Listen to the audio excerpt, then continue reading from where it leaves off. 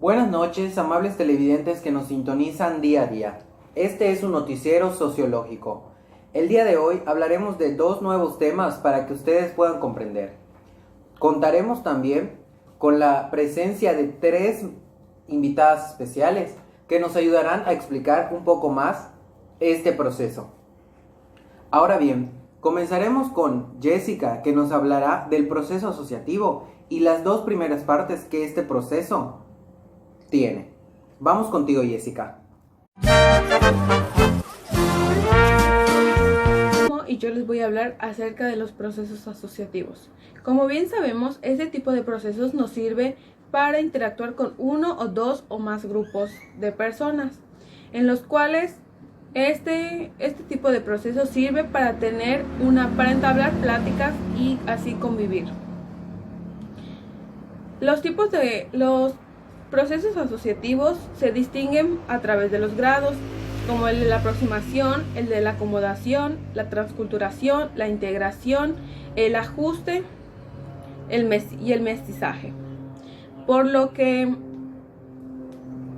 este tipo de proceso se caracteriza también por tener 2 tipos de contacto. El primer contacto es el contacto primario, que se da cara a cara con la otra persona.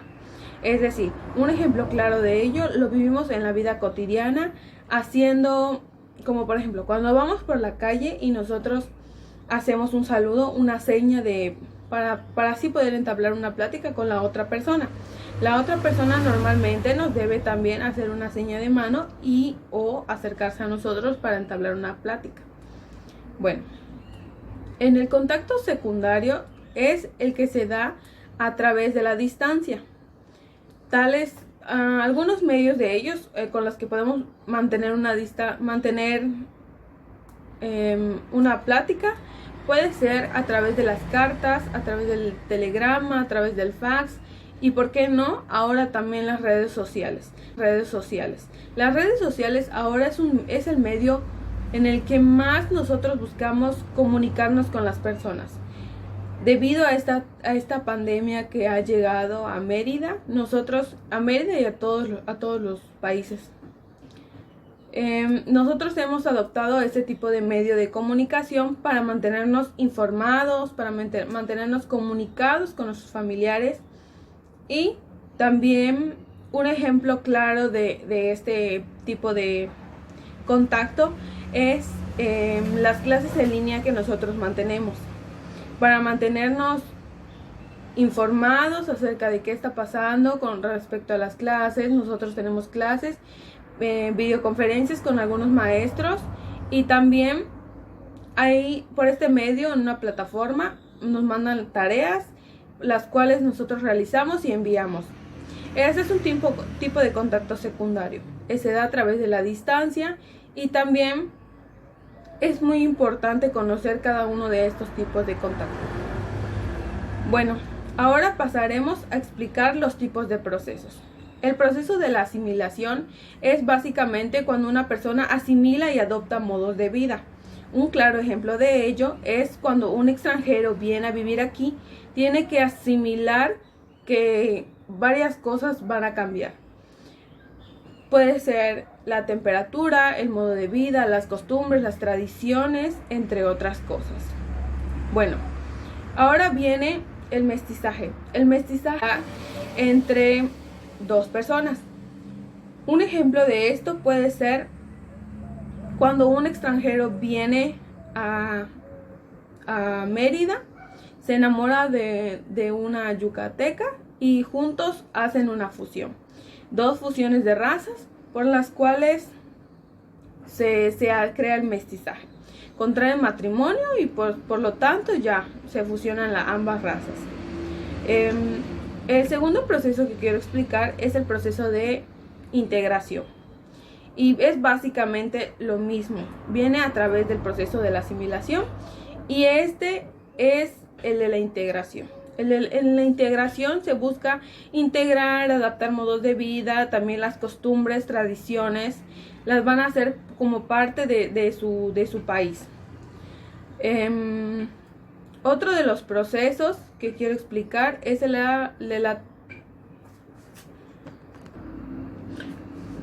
Con base a todo ello, una vez explicado estos tipos de procesos, quiero regresarme al inicio para poder hacer un pequeño resumen.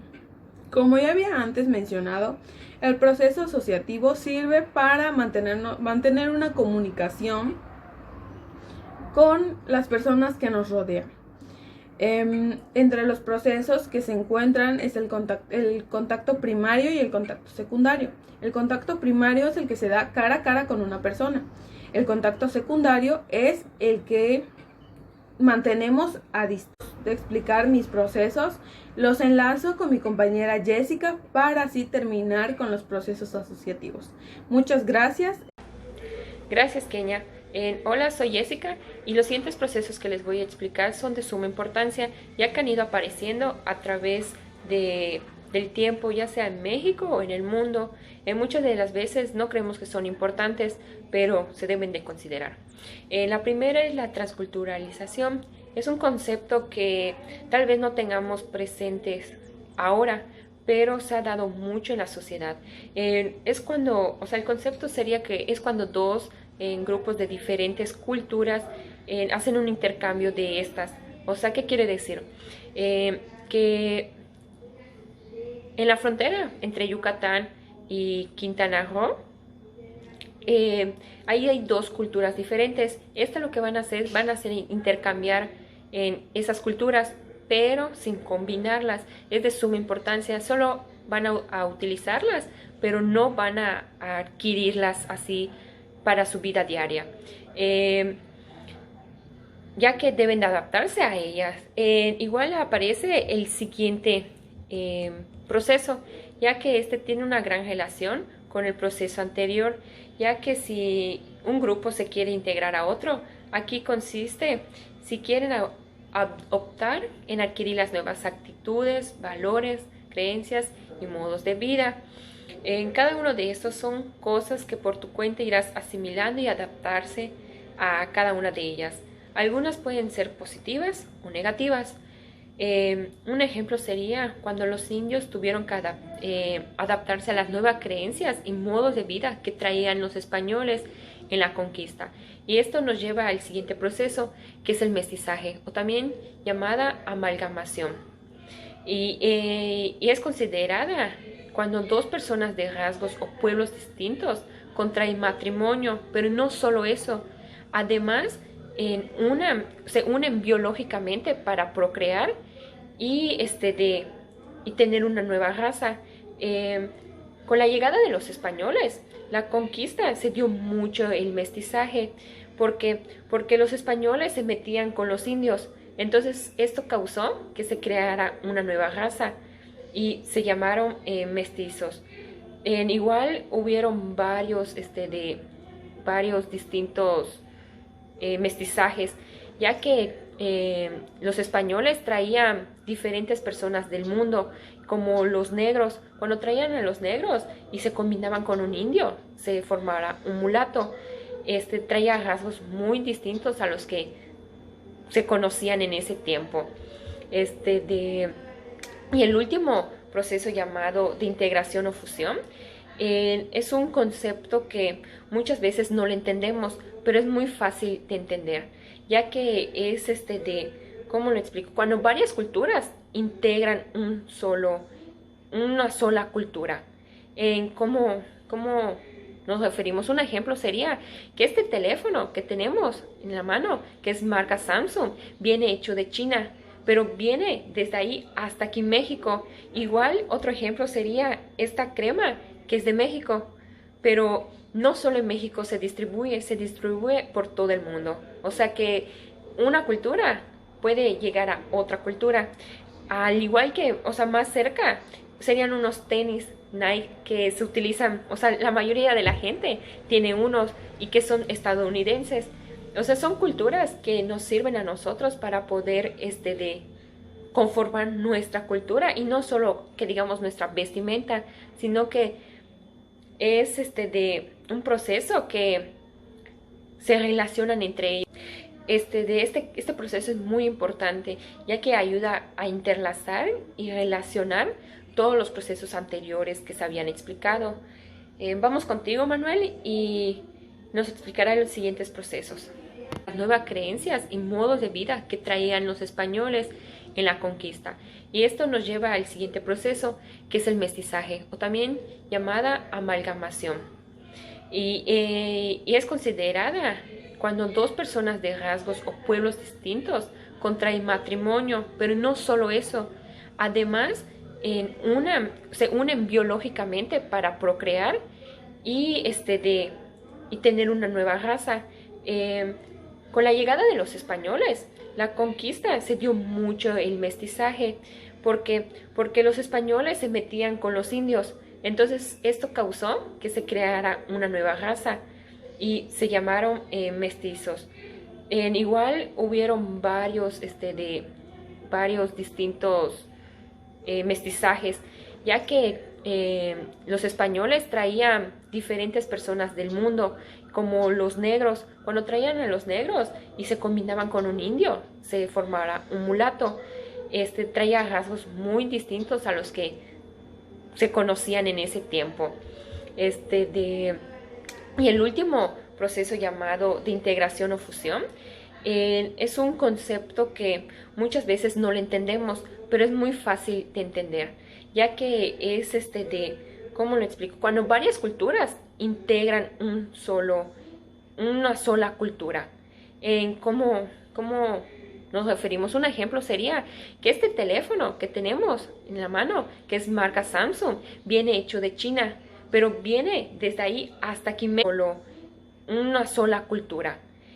¿Cómo nos referimos? Un ejemplo sería que este teléfono que tenemos en la mano, que es marca Samsung, viene hecho de China, pero viene desde ahí hasta aquí, México. Igual, otro ejemplo sería esta crema, que es de México, pero no solo en México se distribuye por todo el mundo. O sea que una cultura puede llegar a otra cultura.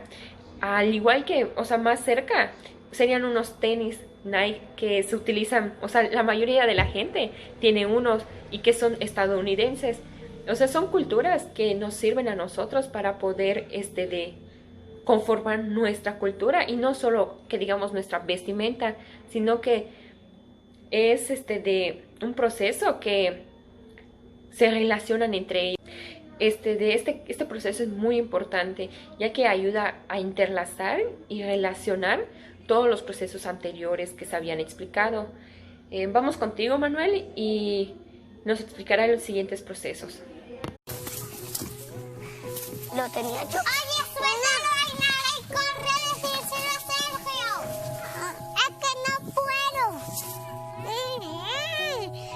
¡Sergio! Sergio no está. ¡Sergio! A continuación, yo les hablaré sobre la competencia. ¿Qué es la competencia? La competencia es un proceso disociativo en el que preponderan las dimensiones y las fuerzas disociativas, pero en el que también aseguran aspectos con el esfuerzo del otro sujeto, en el que todos quieren llegar a un cierto objetivo, pero no todos lo pueden lograr, ya que no hay suficiente para todos. Entonces, todos tienen que tratar de hacer lo mejor posible para que puedan lograr cierto objetivo. Bueno, este proceso es impersonal. ¿Qué quiere decir esto? Que los esfuerzos de cada uno de los participantes no se dirigen ciertamente a ellos, sino a la consecución de lo que todos ellos aspiran. Y de igual forma, la competencia es el proceso social que más hay en la vida cotidiana, ya que, como por ejemplo, para ir a buscar un trabajo, presentar examen, tienes que hacer lo mejor posible para lograr ese objetivo. Sé que hay muchas personas que quieren, no sé, sobresalir y entre otras cosas.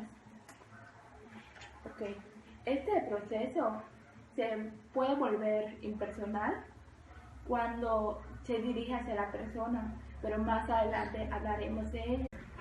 Un ejemplo de la competencia es ahorita que estamos pasando la pandemia, que hay mucha competencia en las empresas de cubrebocas, de que antes, anteriormente, como no sabíamos que esto iba a suceder, pues las personas no estaban preparadas y muchas estuvieron haciendo mucha compra de estos cubrebocas, por lo que se gastaron mucho y muchas personas no alcanzaron a comprarlos, por lo que hubo mucha demanda en las personas que hacían cubrebocas, ya que pues no hay de mucho esto. Ok, ahora les voy a hablar sobre la rivalidad. ¿Qué es la rivalidad? La rivalidad es un proceso en el cual los competidores se conocen unos a otros y estos orientan su conducta en lo que estos van a hacer y tratan de entorpecerlos u opacarlos para destacar y prevalecer sobre ellos. Ok, un ejemplo de rivalidad es, por ejemplo, cuando estás en una carrera automovilística y el que está detrás del delantero trata de hacer lo posible para que este no logre ese objetivo. O en el caso de la escuela, por ejemplo, que mi amiga haga bonito su trabajo y lo vaya a entregar, y yo hago, se lo rompo para que no logre entregarlo. Explicación sobre las dos primeras partes del proceso disociativo. Ahora bien, yo les hablaré sobre las otras dos partes de este proceso, la cual son la oposición, el conflicto y la guerra. Comenzaremos por explicarles sobre la oposición. La oposición es un proceso que consiste en conductas subjetivas de disentimiento, inconformidad, antipatía, odio y similares. Estas conductas de antipatía, odio, rencor, disentimiento, inconformidad se dan cuando no se logra establecer un vínculo entre dos personas, cuando no se puede llegar a una aproximación o asimilación. Ahora bien, vea usted, otros factores que producen los procesos de oposición son los siguientes. Es un interés antagónico y de convicciones en el cual se causan causas imaginarias debido a los temperamentos que ésta crea. Esta oposición de la que le estoy hablando suele ir muy acompañada normalmente por una comprensión radical errónea de lo que el otro individuo se refiere. Ahora bien, estas conductas de oposición y este proceso de oposición se da en todos los lugares donde nosotros convivamos con una o más personas, donde convivamos con un grupo de personas, puede ser amplio o pequeño. Esta oposición se da en la escuela, en la iglesia, en la política, en la economía, cuando nosotros no estamos conformes con una decisión de la cual la otra persona o ese argumento o la forma en la que esa persona se expresa respecto a un tema del cual los dos tenemos una decisión diferente y nos oponemos. De ahí es donde viene su nombre de oposición. Ahora bien, existe antagonismo de temperamento entre dos personas cuando el carácter de una se coloca entre la otra, produciendo efectos irritantes como una pelea entre los esposos. A esto se refiere el antagonismo de que cuando el carácter de una persona, la forma de pensar, sus valores y todo lo que la integran va en contra de lo de la otra persona, y es cuando existe un antagonismo entre los dos. Lo que ocurre muy normalmente o habitualmente entre los esposos, que es cuando uno está de acuerdo con una cosa y el otro no. También existe el antagonismo imaginario que es cuando una persona cree haber sido humillada por otra, que es lo que normalmente pasa pues en la vida diaria. Cuando nosotros creemos que una persona se expresa de nosotros o nos hace quedar de una forma diferente, por lo que nosotros imaginamos que esa persona está en contra de lo que nosotros estamos diciendo.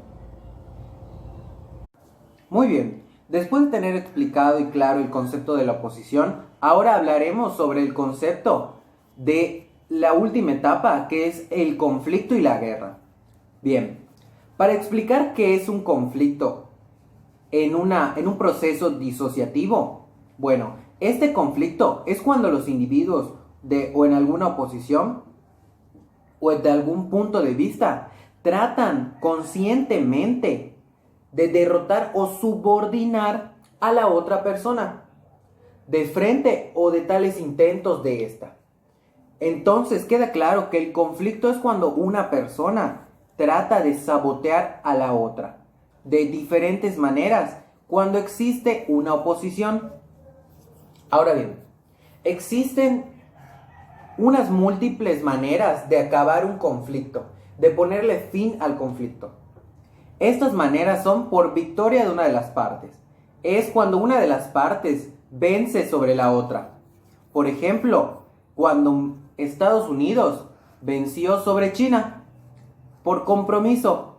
Es cuando una de las partes o algún sujeto de los dos o del grupo que se tiene en este conflicto, pues simplemente se compromete a que este conflicto se acabe.